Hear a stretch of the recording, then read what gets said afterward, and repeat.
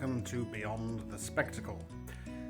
I am your host Carl Williams, and this is the series where we examine, dissect and discuss all aspects of magic.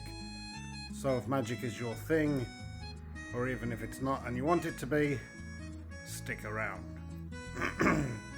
Today we're going to be covering 5, no less than 5 very easy card controls. And we're going to be talking a little bit about the history of magic and what we as magicians should be doing with our magic. Stick around. Okay, so firstly, before we get into these very easy card controls, let's just talk briefly about what magic is. What is magic? Magic is the ability to seemingly recreate impossible situations. And with that skill comes certain responsibilities, I'm sorry to say. Firstly, among those responsibilities is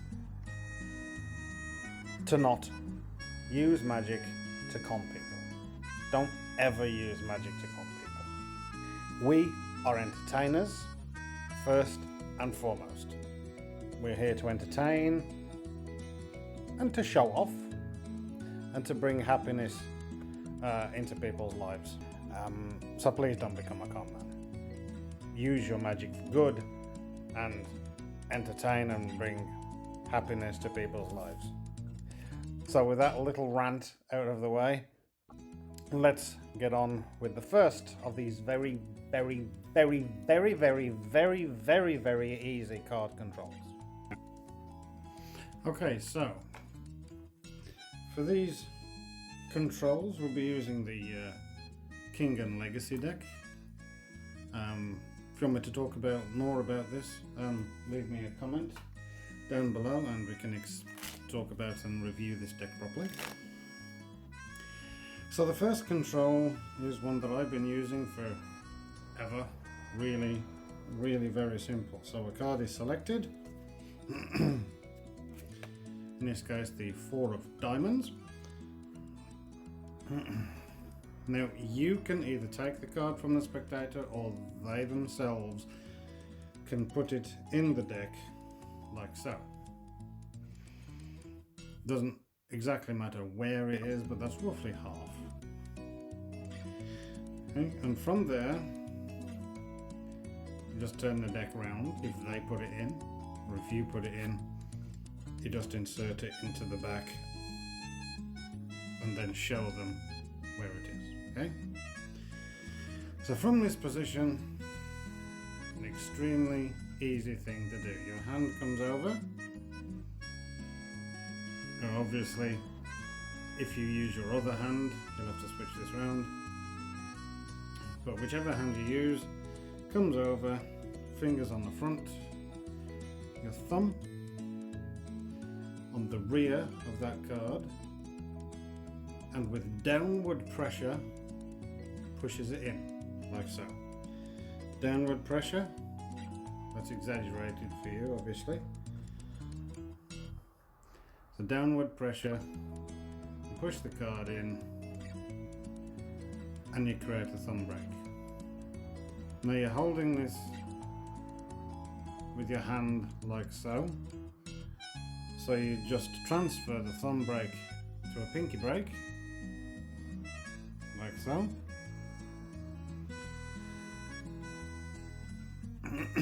And that leaves you with the pinky break above the selected card. You then deal off packets of cards to the table until you get to the selected card. Okay? So imagine there's a table here. You deal that packet to the table, then the packet above the card, and put the card on top with its packet. And there it is. control to the top. Extremely, extremely, extremely easy. Okay, so this is the second card control. Variation on the first. Again, we'll use the 4 of diamonds. Okay. In this case, whether it's the spectator or you, it goes in the top, like so. Okay. You then push through with diagonal pressure, like so. Or if it helps, push it diagonally as you're pushing it in. With diagonal pressure, and the card comes through to the bottom of the deck like so. You then use your pinky to straighten the card up, and then you use the same procedure as we did in the first control. Thumb pressure down to create a pinky break above the card, and then you do the same thing with dealing the cards onto the table in packets, bringing the controlled card to the top. Okay, so those are the first 2 very, very easy card controls. The other 3 increase slightly in difficulty, and they will be later on in the video, so stick around for those. Let's just talk very, very briefly about the history of magic. Don't turn off. I'm not going to spend ages on this. Just a very brief backstory. So magic throughout history has been used for different purposes and meant different things to different people. In ancient times, it was a reflection on how you stood with the gods. They would give you these powers because they believed in you or some such thing. But magic today is entertainment. We are magicians, we are entertainers. And we use magic to recreate seemingly impossible situations. And we have certain responsibilities, one of which we've already talked about, and that is to never become a con man. Let me know in the comments down below if you think that magic should have moral responsibilities or what you think they should be. I'd be very interested to know. Okay, so with all that said, let's move on and teach these other card controls. Okay, so these next 3 are slightly more challenging in terms of learning and advancement. So let's just get straight to it. We'll use the 4 of diamonds again. Same sort of procedure as number 2, but with a slight more difficult variation. Let me show you. So the card goes in, either you or them. Diagonal pressure again,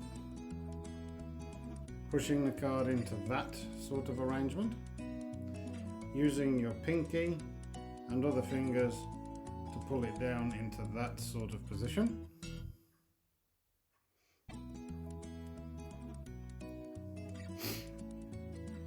Now here is where it gets slightly more difficult. You carry on moving it with your pinky into that sort of position, so you've got this little step here. Okay, your hand comes over, your thumb goes on that step, and your other fingers go at the front. Now this card stays in that position and goes into a modified gambler's cop, while the rest of the cards go on top, thus controlling the card to the bottom, like so. Thumb goes there, fingers go there. Move it initially above the card, so if you're doing it from that's your sort of angle that you've got from the spectator's eyes. and that's what you're doing, and keeping that card back in a modified gambler's cup with that deck above it, square it up, thus controlling it to the bottom. Okay, so the next one, here's a 4 of diamonds again, and this is a riffle shuffle control. Anybody who doesn't know what a riffle shuffle control is, this is a riffle shuffle control. In the same position, 4 diamonds on top, you split the deck. You can do it in your hands or on the table. Whichever you do, it doesn't matter as long as the 4 of diamonds is uppermost. Okay, from this position, 4 of diamonds needs to be most upper. Okay, like so. You can then push it together and you've shuffled the deck. Okay, you can then reveal the card in whatever way you choose. Okay, so this last one is, I believe, called the fan control. Selected cards on top for whatever reason you like. They've just picked it out of the deck. You fan the cards like so. Keep pressure between your thumb pressing downwards and your other fingers or finger pressing upwards. They insert the card wherever they like, and you press or make out that you're pressing the card in as much as possible, but really you're leaving it out jogged a little bit like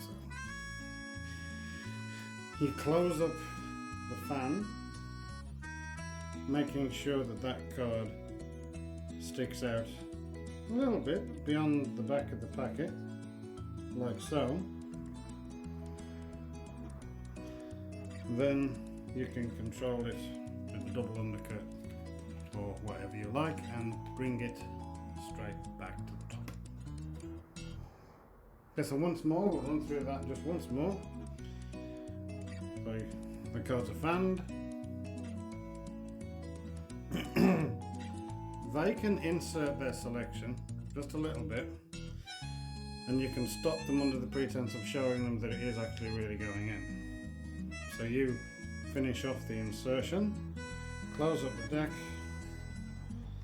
and control their card to the top. Okay, so those were the remaining 3 card controls. As I said, it was a little bit more difficult, increasing in difficulty just slightly,